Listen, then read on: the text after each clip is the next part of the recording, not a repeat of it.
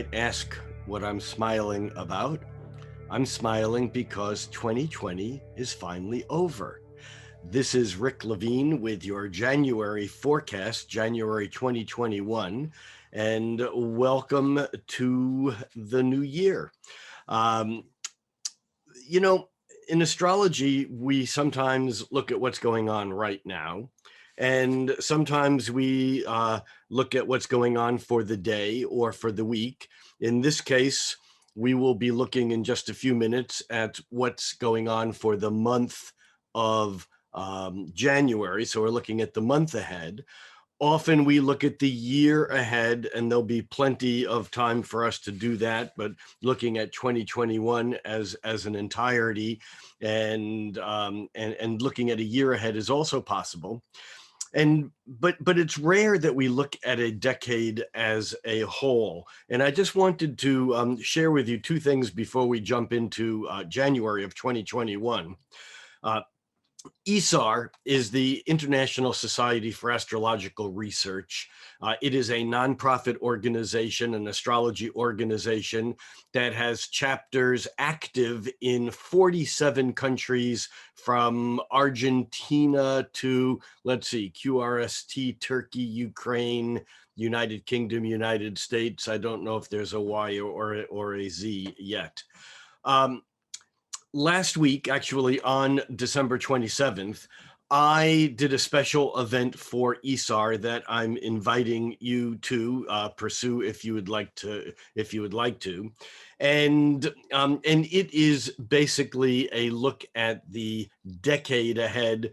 It's entitled "The Roaring 2020s is Just Getting Started." And basically, astrologers have looked at the cosmic speed bump of 2020 for years before it was on us, before it was upon us. And so the question is, how does 2020 as a moment in history impact our lives for the decade ahead? And what will the decade ahead bring astrologically? So if you are interested, I'm putting the link below here. It is isarastrology.org/event/ the Roaring 2020s is just getting started, and that's hyphenated all the way through. I'll put the link also in the comments on the YouTube. It is a $9.99 fee if you're not an ISAR member. If you are an ISAR member, it is free, as the star lectures that they sponsor on a regular basis are all free. You can join ISAR for $59 a year. But if you just want to watch this lecture, you can go directly to it and get a sense of what's coming up astrologically for the decade ahead. Next thing I want to mention in passing is that I know that many of you took my Astrology Foundations course through Astrology Hub, and I'm happy to announce that we now have a 5-week course on chart analysis and synthesis that will allow you to continue your studies with me if you are so inclined. This is a level 2 step beyond the basics. And I'm not going to say a whole lot about it right now. The curriculum has already been outlined, and we're in production right now. This will begin mid-February. There is a wait list, and if you want to be kept informed, there is a link below. I will also put that in the comment section if you want to be on the wait list. And for those of you so inclined, I will see you there. We'll have more to say about that over the weeks ahead. So here we are at the beginning of a new year. And this new year, again, for many, is quite significant because for many people, 2020 was quite difficult. It was difficult on many levels. We don't have to run through the history or the retrospective of 2020 right now. when looking ahead, sometimes it's important to understand that the most important event is something that has already happened in the past. I tell this to practicing astrologers when they see a client. Often we can miss what's going on for someone this year if we don't look at what the major significant things were that they went through in the past year or so. So we will be carrying 2020 with us into the future.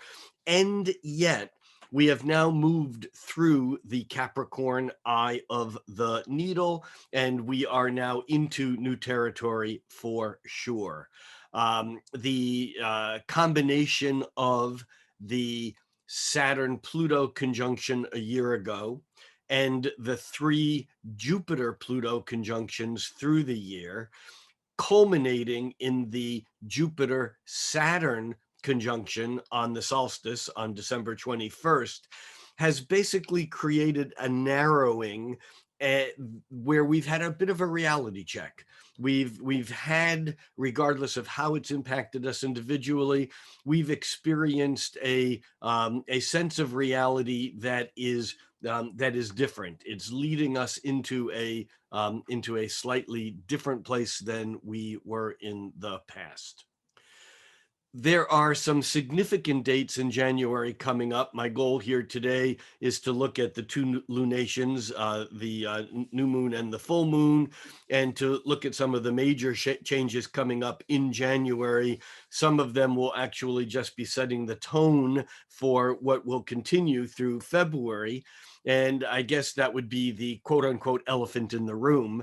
And that is that now that Jupiter and Saturn have moved into Aquarius, Aquarius a fixed sign, they are both one at a time going to square Uranus, which is in Taurus, also a fixed sign.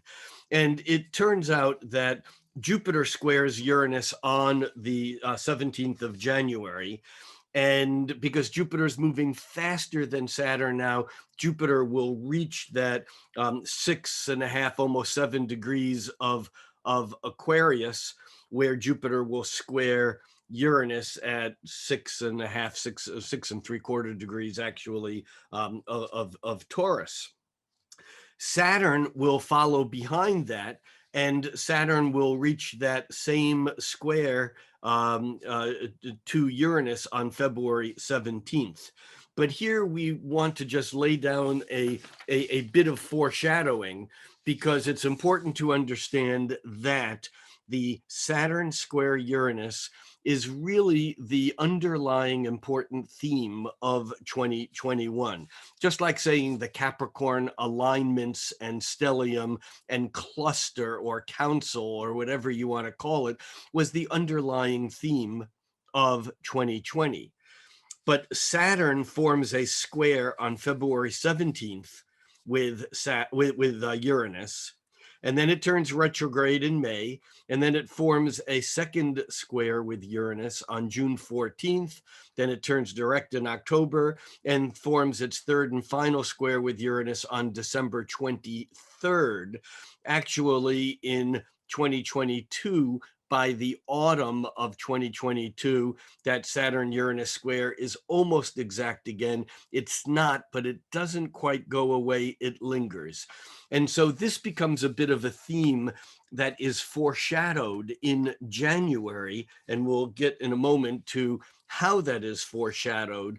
But basically, we're looking at planets moving through Aquarius that are forming squares with Uranus.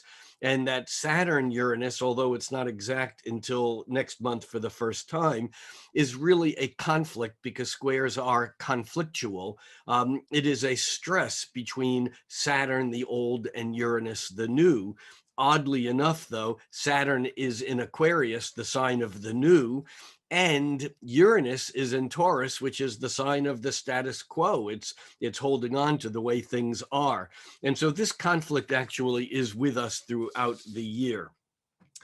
But what's interesting in January is that Mercury, which moves from Capricorn into Aquarius on January 8th, Mercury actually still in Capricorn is going to conjoin Pluto on January 4th, which is an intensification and a deepening of communication.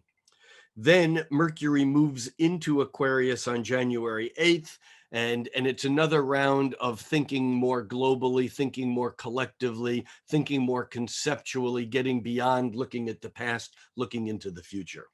But what happens is that as Mercury moves into Aquarius, it is going to also square Mars. And now we have a little story to tell about Mars, because Mars is part of a very important underlying theme of January of 2021 that comes out of its importance through 2020. Remember, in 2020, Mars spent 6 months in the sign of Aries, where Mars normally spends about 7 weeks in each sign. And because of its retrograde, Mars turned retrograde on September 9th, and it spent an inordinate amount of time in Aries. Now, what that meant was that as Mars was moving through its own sign of Aries, going forward and then backward, retrograde and then forward again, Mars actually moved into Aries the end of June 2020.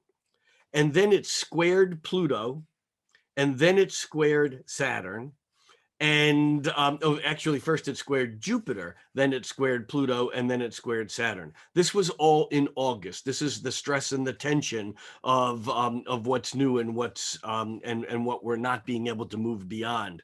Where whether it's the systemic issues that came up with regards to race and or gender, these issues, whether it was America's role in the world, whether it was colonialism, whether it was COVID and our reactions to this pandemic.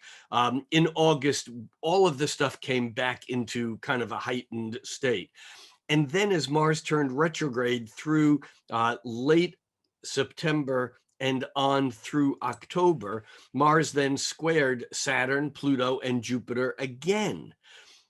Now that Mars has turned direct mid-November, Mars moved through its square to Pluto. Remember, Pluto still in Capricorn, Mars moving through the latter degrees of Aries, squared Pluto. This was on Christmas Eve. And this is about an underlying power struggle. This whole year, in some ways, is about a power struggle of Saturn and Pluto and Jupiter in Capricorn, holding on to the status quo. And now the movement on into Aquarius, where we're getting waves of a new way, of a future, if you will, however that may unfold, and that is still remaining to be seen. But on Christmas Eve, on December 23rd, Mars squared Pluto. On January 6th, Mars finally, after over 6 months, leaves Aries, where it's at home, but it isn't necessarily always healthy when it's at home, because Mars is fiery and feisty and passionate and spontaneous and impulsive. And in Aries, it's all of that stuff on steroids. And so we've had a little bit of overamping of the aggression, of the anger, of the explosive energy of Mars in conflict, Mars the warrior. And as Mars moves into Taurus on January 6th, we're going to get a bit of settling. Now, the energy doesn't go away, because in Taurus, Mars actually becomes even more determined to get to where it's going to, but it's no longer in the moment. It's playing a longer game. It's playing a game of fixity, of determination, of obstinacy, even obstinance. And so Mars moves into Taurus on January 6th. But what that means is that then Mars is going to square Saturn from Taurus to Aquarius on the 13th of January, and then Jupiter on the 22nd of January. Now, this is all unfolding certainly around the American politics of Mars moving into Taurus on January 6th. We have, elections that will determine the majority in the Senate that's occurring in Georgia. We have the House of Representatives and Senate meeting to confirm the Electoral College results. We have the inauguration. All of these events are part of January, and the energy is still going to be rather, dynamic, because Mars, even though it moves into Taurus, Mars is still going to be squaring Saturn, which is frustration and running up against a wall, and the hot versus the cold, the gas Mars hitting the brake Saturn. And then it hitting Jupiter on the 22nd. I say hitting Jupiter, forming a square to Jupiter on the 22nd. But right in there on the 20th, Mars actually in Taurus lines up with Uranus. And on the 20th, we have this energy of hot, impulsive Mars, maybe not as hot and impulsive as it was in Aries, but still determined to express, lining up with Uranus, which is the anything goes. It's the anything goes planet. It's the wild card. It's the releasing of tension. And so I know that there are people putting a bit of negativity, or a lot of negativity, potential negativity, into that Mars conjunction to Uranus on January 20th. I would say that it works both ways, that there is a clearing of the air, that it's like the Tower card, that to me is a Mars-Uranus Tower card in Tarot. It is a Mars-Uranus energy. And that is that the old needs to be burned down to make way for the new. And whether that means actual physical fires or physical combat, that's secondary. The real energy is basically occurring in the metaphysical realms, because that is where the action really occurs. So we have Mars doing this incredible stuff, making these last squares to Pluto, which it's already done, and then Saturn, and then Jupiter. But coming back around to Mercury, which we opened this little piece on, Mercury making its conjunction with Pluto on January 4th, Mercury then moving into Aquarius on January 8th, then Mercury makes its square with Mars the same day on January 8th. And so we have fiery, feisty words now on January 8th. We have anger being expressed. We have the energy of Mercury that is speaking and writing, and it's 90 degrees to Mars. But then by the 9th, Mercury in Aquarius lines up with Saturn, and it's like a finality. It's like a stop. It's like a hit the wall. There's an energy here where with Mercury Saturn connections, it's a sense of over rigidity becomes so over rigidity actually breaks. We have to let go of the rigidity. Remember, this is Mercury conjuncting Saturn, and that Mercury is also going to square Uranus on the 12th. And so in a way here, what's happening is that we're being confronted with information that we need to deal with. And that in fact, when we have Mercury Saturn, it's often an indication of our thoughts are not necessarily working in the world that we're living in, and we need to do some readjustment. And that's everyone. It's not just someone who believes this or that or that. It's an adjustment for all of us, because we run into this point where resistance is futile, as the Borg would say on Star Trek. Resistance is futile. It's not unnecessary always, but it reaches a point where we need to alter our thinking or our perceptions, and alter our own attitude in order to continue to work effectively in the world. So we have that occurring, that Mercury conjuncting Saturn on the 9th, and then it's going to, then it's going to square, Uranus on the 12th. And Mercury, interestingly enough, is also in the it also conjuncts. This is what I was looking for. I looked down here because Mercury not only squares Uranus on the 12th, but it also joins up with Jupiter on the 11th. We're going to switch here to chart mode in a moment so we can see this unfolding, but I want to paint a picture for how powerful the changes are in January, that even though 2020 will linger for a long time in our consciousness, there's some definite breakaway energy that we are experiencing now. And I think the real kicker in all of this is the fact that Jupiter squares Uranus on January 17th. Now, I mentioned this at the very beginning because I talked about how Saturn will be squaring Uranus in February and then on through the year 3 different times, and as an undertone for most of the year. But Jupiter's square to Uranus on January 17th is the blue sky opens. And I'm not saying that it's all goody. This is not a Pollyanna thing. This doesn't make the difficulty of the issues that we've been dealing with, that we still are dealing with, that we're going to still be dealing with through the year. It doesn't make them go away, but there is a bit of potential awakening and opening as Jupiter squares Uranus, and yet it's a square. It's not easy, even though it's a positive energy. I think ultimately there is certainly conflict tied up with it.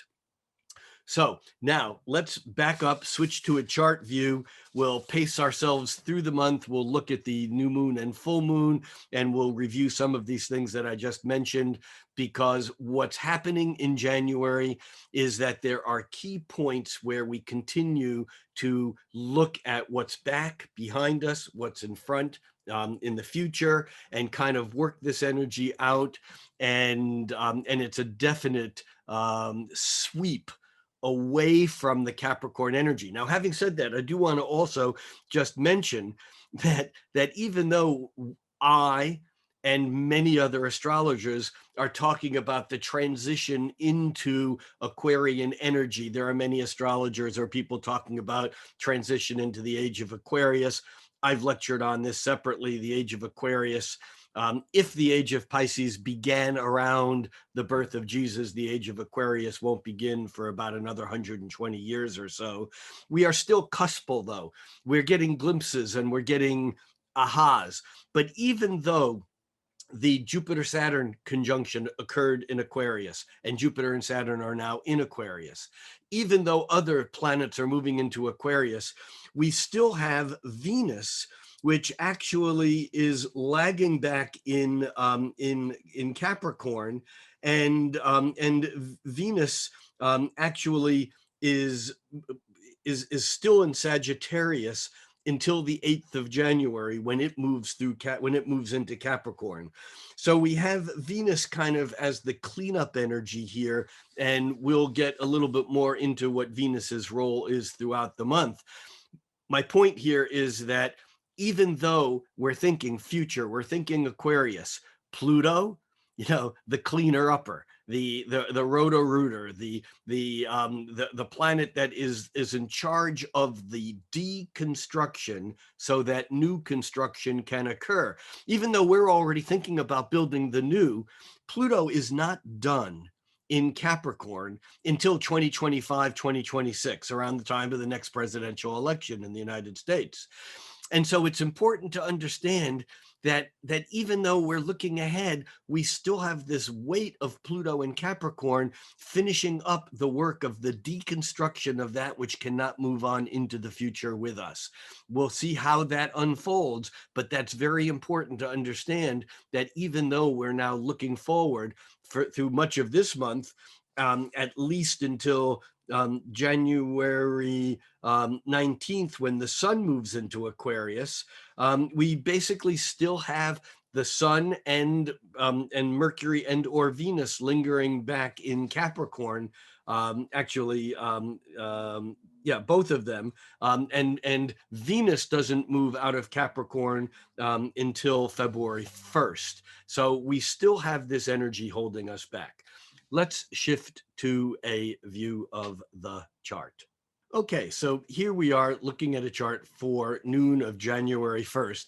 And I might mention here that beginning with this month's forecast, I am using Pacific time always. In the past, I've moved back and forth from East Coast to West Coast time in the United States, and sometimes that gets a bit confusing. And so I am, seeing as how I am in Seattle, from now on, I will be using Pacific time, so you can adjust your time accordingly, obviously adding 3 hours if you're on the East Coast. So here we are looking at this chart for noon on January 1st. And just getting oriented to it, it's important now to see that both Saturn and Jupiter have moved out of Capricorn, and that faster moving Jupiter is now at a higher degree than Saturn. So as we move through the month, that Jupiter will quickly move further and further away from Saturn. And in fact, Jupiter whizzes through Aquarius and actually moves into Pisces in May, turns retrograde, moves back into Aquarius in October for just a couple of months. But Jupiter and Saturn are certainly out of Capricorn for many years. And the other thing here to note is that Mercury and the Sun are lower degrees than Pluto. So we'll see each of them catch up with and make conjunctions with Pluto, then move into Aquarius and make conjunctions with Saturn and Jupiter. And of course, these are all emphasizing the issues that have already gone down, but with a new flavor and a new taste, because so many of the astrological dynamics have in fact changed. Now, the other thing that we want to note is that Mars at 27 degrees of Aries has already moved past the square to Pluto. We talked about that. That was on Christmas Eve. And it is between the squares to Pluto that it's already made and the squares to Saturn and Jupiter that it will yet make. So as we move this forward, we will see Mars move from Aries to Taurus, where it will then more closely square Saturn and Jupiter and join up with Uranus. But already just from 27 degrees of Aries to 1 degree of Aquarius, that's already a square with 4 degrees of orb. So we're already getting that sense of Mars pushing ahead, but where is it pushing to? It's going to change signs. The energy is going to become very different, but it still has to, answer to that wall of Saturn, which is not going to let that impulsive energy of Mars that's just been running away with unabashed expression of outward either anger or wanting to confront. That energy will basically be subdued when that Mars finally moves through the square to Saturn. So let's move this ahead a day at a time. On January 3rd, we have an aspect that occurs that may pass us by unnoticed, but it's already in play even as early as New Year's Day. And that is that Jupiter is forming a half square with Neptune. And this, in a way, is lingering, but it's something that's been with us for a bit, because that Jupiter is expansive and Neptune is ultimately even more expansive than Jupiter. It's diffusive. And here the question becomes, what can we imagine, and can our imaginations go too far? Can we let ourselves run away with our imaginations? And we might be able to for a day or two, but what happens is on the 6th, Mars moves from Aries into Taurus. Mars moves into Taurus, but it actually moves into Taurus in the afternoon of the 6th in the United States. But there's another thing that occurs here also, and that is that Mars moves into Taurus, so it's now within only a couple of degrees of squaring Saturn. We're feeling that pressure building of what is the wall, what is the resistance that we have to face. And yet at the same time, over the course of just a couple of days, and this period of January 6th to the 8th is very important, because not only does Mars move into Taurus and it settles that energy, but also on the 8th, Venus moves into Capricorn, and also Mercury moves into Aquarius. So we're seeing a shift of all of the inner planets, of Mercury, Venus, and Mars, that's letting us know unequivocally that things are changing. The outer planets change. I mean, back when Jupiter and Saturn both moved, when Saturn first and then Jupiter moved into Aquarius last month, this is a deeper note. And I always say that the slower moving planets create the issues that are more chronic coming from chronos, which is Greek for Saturn, which is Latin. And the chronic energies are the ones that kind of last in time, they build in time. And yet the acute energy, which is almost like getting a fever and having it be gone a day or two later, are the faster moving planets. And sometimes we actually have more intense experiences from the triggers of the faster moving planets moving through an area that has already been set up by Chronos, or by Saturn, in this case by Saturn and Jupiter. And so we have on the 8th, we have Mercury moving into Aquarius, and we have Venus moving into Capricorn. Now, what this means is that because Mercury moves rather quickly, Mercury moves into Capricorn on the 8th, and the same day it squares Mars, because Mars has just moved into Taurus. So we talked about this a little bit earlier, but this is conflict of language. This is saying things that are not necessarily being followed through on. This is a kind of a conflict, a dynamic stress between the words that are spoken and the actions that are actually being done. This is a good example of, don't listen to what I'm saying, watch what I'm doing. And that becomes important here, is don't get distracted by Mercury, especially because Mercury is, over the next couple of days, Mercury is moving into that conjunction with Saturn. That is exact right there on, it's exact actually on the 9th, but you can see here that Mercury moves past Saturn on the 9th and on the 10th. And in fact, if we followed that just for another couple of days, we could see that by the 11th, Mercury has crossed Jupiter. And now we're getting a new planetary order. And this is really important because it'll define a lot of what happens over the weeks, months ahead. And that is, all of last year, everything was hitting Jupiter first, or meeting up with Jupiter by conjunction, square, trine, sextile, opposition. Things were meeting up with Jupiter. We can do something expansive. Then meeting up with Saturn, no, we can't. Here's what the reality check is. And then with Pluto, here's how the transformation may occur. Now it's happening Pluto first, transformative, that's in process. We can't stop that. Then Saturn, the reality check, and then Jupiter, how do we move it forward?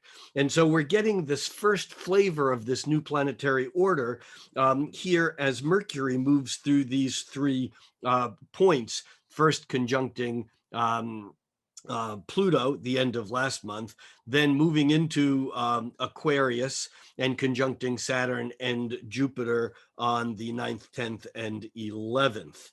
So that's the first piece here that we want to talk about. At the same time, Venus, which has moved into Capricorn, as Venus moves into Capricorn, Venus forms a trine with Mars. Now, Venus and Mars are kind of tracking at similar speeds right now. Not exactly. Venus does move a little bit faster, or is moving faster than Mars. But the fact is that we have kind of this balance now, this window of energy, of gender conversation, of a harmonious balance between what are considered to be the feminine and masculine. And I don't mean here sexually, I just mean, and it can be gender or certainly, but it's more energetic, because Venus is what we like. Venus is our sense of values. It's what's important to us, what we're attracted to. And Mars is how we get it. And here we find them in a harmonious balance, which is not only sweet, but that Venus will continue to gain, and it will move past this this trine to Mars, and by January 13th, that Venus will be trining Uranus. Let's just move this forward really quickly here. And by the 13th, we have Venus in an exact trine to Uranus. And so Venus moving through Capricorn right now is actually working in our favor, because we're getting the sense of, I can love these changes. Venus, again, what we like and what we're attracted to, and Uranus, certainly the unpredictable, unconventional energy. And we can also see here how much closer Mars is to Uranus. We'll get there more in just a moment, but I want to back this up because we came through an important event here. And that important event is the new moon on January 12th at 9 p.m. Pacific time. The most significant thing about this new moon, this Capricorn new moon on January 12th, is that it is closely conjunct to Pluto. We have the sun will make its conjunction with Pluto early in the morning on the 14th. And we have the moon that will make its conjunction with Pluto just a couple of hours after this new moon. But the significance of this is incredibly important, because remember, Pluto is Pluto is like the bass player in a band. It's the lowest melody that holds all the other stuff together. And although we have all this energy now happening in Aquarius, with Mercury having whizzed across, restraining Saturn, and then expressive Jupiter, we have this Aquarian energy happening, and it's bumping up against these squares to the planets in Taurus. All of that is important. But behind it, we still have Pluto doing its undercover work, doing its internal, its work in the dark, its shadow work, if you will. And this new moon, in some ways, is reminding us not only of the past, but also instructing us to plant seeds, not only out in the open where things are hopeful and where things are moving into the future, but also not to forget what's still going on deep within, deep underneath, deep behind. What you see is not what you get. And this becomes an important piece of this new moon. The new moon itself is also tempered by the fact that we have Mars having just made that square to Saturn. Actually, Mars just pushing into the square to Saturn, I'm sorry. And Mercury having just made the square to Uranus. So Mercury's square to Uranus is a bit disruptive, as are all of the Aquarius squares to Taurus. Mercury's square to Uranus just prior to the new moon is again dealing with unpredictable expressions of intelligence, and I say intelligence, I don't mean smarts here, I just mean intellect. Mercury's square to Uranus is things coming out that we might not want to know. It's like the lightning striking and saying, don't forget about this. You weren't looking at it, but now you can't help but see it. And so we get to see some of this stuff. Also on the 12th, the day of that new moon, we also have Venus making a square with Chiron. So again, we're not getting out scot-free here. In fact, this is a rather powerful and not an easy new moon, because it's conjuncting dark shadow work Pluto. Mercury is squaring Uranus. We're having to learn things that we may not want to know. And Venus is squaring Chiron, which means that sometimes admitting that you're wrong is no fun at all. Venus squaring Chiron is learning to have compassion for those people that we have dismissed, that we have marginalized. Venus square Chiron is actually having to come to grips with the part of ourselves that have either disenfranchised others or been disenfranchised by others. In both cases, this is setting the tone for that deeper energy of the new moon on Pluto, which indicates a very powerful death and rebirth. And remember, death doesn't require dropping a body. Death is simply a letting something go so something new comes to replace it. It's the ending of one cycle and the beginning of another. And in a way, this Capricorn new moon conjuncting Pluto is in some ways 1 year exactly to the day, 1 year after the Saturn-Pluto conjunction on January 12th, 2020. And so in a way, it's the ritual for today is to maybe take a string and label one end of the string 2020 and before, and label the other end of the string 2021 and beyond, and to hold it tight, and then to snip it in the middle, and then take the old and burn it, bury it, do something with it that allows it to compost and to alchemically transmute from one state to another so that we are freed from that. And again, I'm not talking about denial. I'm talking about a transmutation of energies. Very, very powerful new moon on the 12th. And this brings us up to the 13th, where we have Mars making the exact square to Saturn. And what's interesting here, if you note looking at the chart, that as Mars is making this square to Saturn on the same day, the moon moves into Aquarius, and the moon will line up with Saturn, and then later in the day line up with Jupiter and Mercury. And so this January 13th is a very powerful day. It is a day of frustration and running into walls. It is also a day of dealing with reality, of learning our lesson, hopefully. And it can be a day of frustration. That's the Saturn piece. And a day of opening, of celebration, of expansion as the moon catches up with Jupiter, and then talking about it as the moon reaches its conjunction with Mercury. So the 13th is a very powerful day. And of course, we also have Venus forming its exact trine to Uranus on the 13th, as I mentioned before.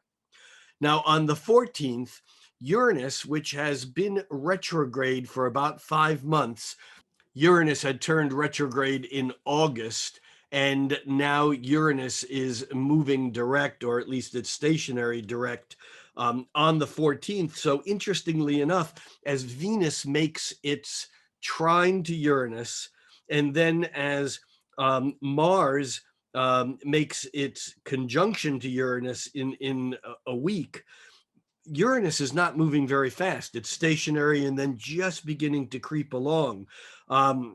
So this whole period of time of mid-January is incredibly powerful and important. Then, as we mentioned also earlier, on the 14th, the sun catches up with Pluto.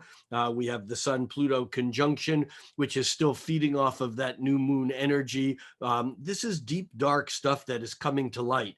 And remember, Joseph Campbell once said, and this isn't an exact quote, but he said something like, "The cave you fear the most is the one that holds your greatest treasure." And this is, in a way, the sun's conjunction with Pluto. When things are in the dark, when they're underworld, when they're buried or hidden in a cave or buried underground, they have power over us because we don't know what they are. When things are brought into the light, it can be horrific and it can be ugly and it can be like something you don't want to look at. But when you look at it, when you confront it, then you get to work with it. And this is the most powerful thing about this new moon on the 12th, that then comes into the moon moving on into Aquarius, the sun lining up with Pluto, and us holding that candle in the dark, or the torchlight, or doing work that's inner work that allows us to go into our own fears, or what is it that we're holding on to that we're afraid to let go of? What illusions of the past based upon wanting to go back to some time when things were better. What is it about all of that that isn't quite right that can free us so we can move into the future and make things better, rather than trying to recreate what was, which probably wasn't as good as we remember it. By the 17th, we have Jupiter reaching the square to Uranus. This again is opening, breakthrough. It's a yang energy. Both Jupiter and Uranus share that kind of expansiveness. Jupiter expands by logic, by philosophy, by ideas, by education, and Uranus expands by lightning striking and breaking down whatever the boundaries were that were in the way. And then on the 19th, the sun moves from Capricorn into Aquarius. And we now get another flavor of that futuristic energy. Also on the 20th, we have not only the sun moving into Aquarius, we have Mars conjuncting Uranus. We're all tied up with inauguration energy in the United States. We'll see how that unfolds. But it certainly has a powerful signature around it. And yet remember, not only do we have now the moon moving through, again, the moon becomes very active in all of this because the moon was lined up with the Saturn and Jupiter when the first round of squares occurred, when the Mars square Saturn occurred. Now that Mars is conjuncting Uranus, we have the moon in Taurus, which again is giving us, it's making a stubborn. We don't want to let go of those things that we don't want to let go of. And yet Uranus in Taurus with Mars there says there comes a point in time when an earthquake happens, you're not going to hold on. I mean, if you're trying to hold on to both sides of the earthquake, you're torn apart. And so here we actually have that moment when there is a much deeper shift, the tectonic plates, if you will. The granite is shifting here, and it is a very, very powerful, powerful day. By the 22nd, we have Mars now moving past Uranus, and now Mars has actually moved to a point where it's the faster moving with respect to Jupiter, and Mars is now making a square to Jupiter. Mars-Jupiter connections can be wonderful. They can be expansive. They can be expressive. They can be enthusiastic, and they can also be way too much. Because when Mars and Jupiter get together by any hard aspect, conjunction, square, opposition, there is a sense of we can push too hard, too far. And so Mars squaring Jupiter is on one hand about exuberance, and on the other hand, it's also about the reaction to that. I think it was Plato who said something like, wherever there's a sense of too much, it's followed by a sense of pulling back in or contraction. And this, of course, is the Jupiter-Saturn dance. However, we're getting this dance now with contractions first, followed by expansiveness, rather than the other way around, which is how we were getting it last year.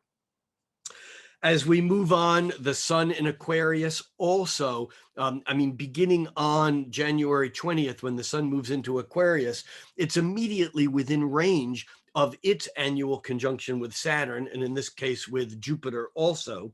The sun actually joins up with Saturn on the 23rd. And we can see here that by the 24th, the sun is past Saturn.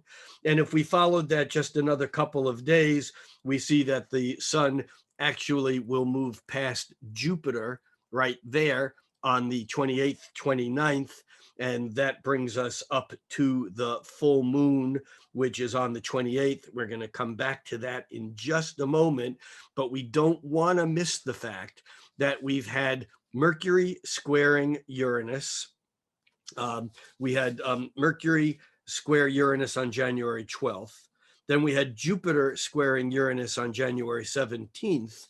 And on the 26th, we have the sun forming its square with Uranus. So again, we're seeing the importance of that Uranus and Taurus now setting up the year ahead, because Saturn is getting closer and closer to its square to Uranus, which is not exact until next month, but we're already feeling this clash between, again, the status quo, the structures, the foundations, the Saturnian energy, and the Uranus, the pushing it forward, the breaking through, the moving into the future. And so on January 26th, we get that Sun square to Uranus, where we really can kind of, the lightning strikes and we can be freed another level from whatever the things were that were holding us back.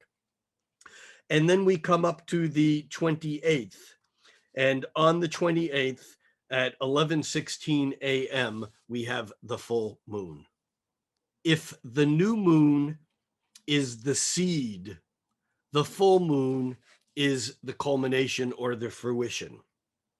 We get this in all the planetary cycles, whether we're looking at the seed of a, let's say, a Saturn-Pluto conjunction in 1982 coming to its culmination or fulfillment and expression in 2001. We're looking at the war in Afghanistan in 82, Russia's involvement at that time, and Israel's incursion into Lebanon, and the global colonial war between England and Argentina and the Falkland Islands, all in 1982. And then in the fall of 2001, which is kind of like the full moon, the opposition of Saturn to Pluto around the time of the World Trade Tower bombing. And now in last year, we have again the like the new moon, the seed period again of the new cycle beginning back in January of 2012. Well, there are cycles within cycles. We've had the kind of like the new moon seed period of the Jupiter-Saturn conjunction just last month in Aquarius.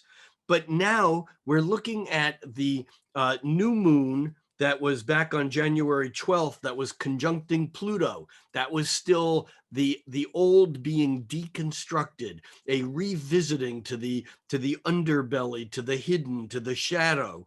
And now on January 28th at 11:16 a.m., that's Pacific time, we have the full moon at 9 degrees of Leo, and it is in opposition to Jupiter at 9 degrees of Aquarius. We have a Sun-Jupiter conjunction that actually occurs just a few hours after this full moon. And what that does is it makes this full moon very full, because the moon is not only full of the sun because it's reflecting all of the sun's light because it's in opposition, but it is also full of Jupiter. And so it's interesting that we end the month on this full moon, which is a culmination, but it also has in it hope. It has the belief that there is potential ahead of us, regardless of how difficult things may be for some people, even as we speak right now, or toward the end of the month, or even in the month or months ahead. There is one other piece, though, that is important to mention here, and that is that our friend Mercury for the past couple of weeks has been slowing down, and that Mercury actually turns retrograde on the 30th of January. And we can see here that it's shown with an S for stationary. And if we were to move this ahead another day, we can see that it was actually turned retrograde. So we have Mercury turning retrograde on January 30th. And it stays retrograde through February 20th. It turns retrograde at 26.5 degrees of Aquarius, and it turns direct on February 20th at 11 degrees of Aquarius, which means that retrograde Mercury will back through not only its square to Mars in Taurus, but it'll also back through its conjunction with the Sun and Jupiter, and it won't quite reach its conjunction with Saturn. It gets close but it doesn't quite get there. And that in itself is an important statement. We'll talk more about that when we look at February for the month ahead. There's one other thing about this full moon that I want to mention before we go on completely, and that is that Venus, which I mentioned earlier, is moving her way through Capricorn and reaches Aquarius on February 1st. That Venus actually lines up with Pluto, and that Venus conjunct Pluto is on January 28th. And so we can see here that Venus lines up with Pluto on the 28th. And that's also tied up in this full moon energy, that even though we have Jupiter so profoundly involved, and the hope and the optimism and the expansiveness and the and things are really happening, whether we look at them globally or politically or in our own personal lives, at the same time, we're not yet ready to let go of the appreciation for the power of what's being put underground, of what is not on the surface. And that's that Venus conjuncting Pluto is that love of that intensity, or the fact that it is still there and we're not just letting it blow away. It's going to linger also. So there we have it. It's quite a month, and in a way, I think that January is really the last punctuation mark on 2020, even though at the same time, it's the opening line of 2021. It's kind of like that concept of being the alpha and the omega, the first and the last, the infinitely tiny and the infinitely large. January is certainly a dynamic month, and we can see that astrologically. But I think that it's most important as we move through January is to continue to pay attention, not to get lost in the fact that things are changing, not to just write 2020 off as something that's done. 2020, we won't have to deal with that again. The issues that have been brought into our awareness through 2020, from the beginning of the year all the way through the year, we would be making a great mistake if we just said, okay, that's in the past, because now the work begins. Now the balancing and the working through the conflict, the finding common ground in these two distinct polarities that we have in almost every issue we look at. We are stretched to the maximum as far as extreme positions on a variety of issues. And just because you fall on this extreme on one issue doesn't mean you fall on this extreme on another issue. It's complicated because there are so many issues involved, and yet for every issue there is some sort of common ground that needs to be found if we're going to move into the future. I also want to just take a moment of personal reflection and state my appreciation for those of you who have been involved in my online work with YouTube or on Facebook or Instagram, or taking the Foundations course through Astrology Hub, or those weekly cosmic conversations on Astrology Hub. You guys have made it worthwhile. And I really feel like there is a sense of community, that even though we're not able to sit in the same room in large numbers yet, and we will be again, that it's in spaces like this that we create that allow us to find our family, our tribe. And it's our family, our tribe, our community, our collective that actually gives us the power to be our individual selves. We cannot exist without relationship. We cannot exist by alone by ourselves. And this is, of course, the Aquarian Dilemma. This is the dance with the sun moving into Aquarius and the Jupiter and Saturn conjunction setting the Aquarius tone, and Mercury in Aquarius this month and retrograding there all of next month. All of this Aquarius energy holds this dilemma.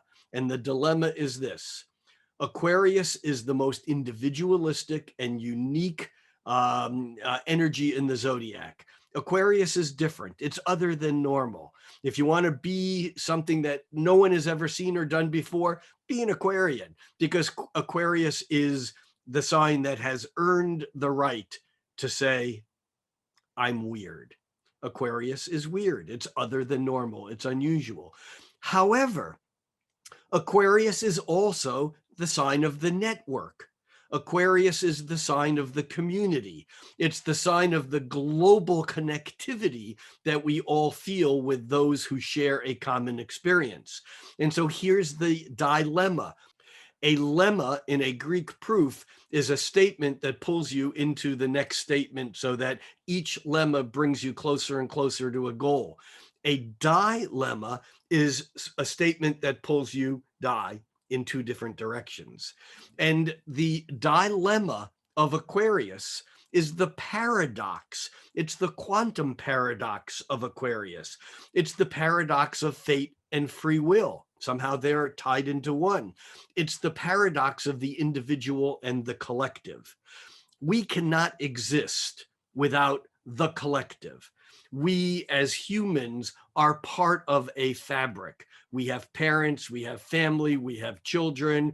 We, even if we live in a life that's relatively isolated, we still have connectivity. We still rely on other people for parts of our lives. So the dance of the Aquarian energy is being part of a community, part of a collective, part of a tribe, part of a family. And that gives us the strength to be as unique and different as we want to be or can be. You know, the shaman historically has lived on the edge of a town. And that is because the shaman has one foot in this world and one foot in another world. The shaman doesn't live on the edge of town metaphorically. The shaman lives on the edge of town literally, because the two, metaphor and literal, are one and the same here. And by the same token, with all these planets in Aquarius, we are at the same time individual, eccentric, unique, and at the same time, we are part of a collective. And it's this dance between the two of them that make it so magical to be connected here, even through the internet, where we can be connected with like minds and yet be totally separate. So I just wanted to again close in saying thank you all for coming along on this ride. And who knows where it will take us, but we still need to, more than ever, to think as cosmically as we possibly can and to act as locally as we possibly can. This is the same dilemma of cosmic local, of global individual. Welcome to 2021, and we will see you down the road. Thank you much. I'm Rick Levine.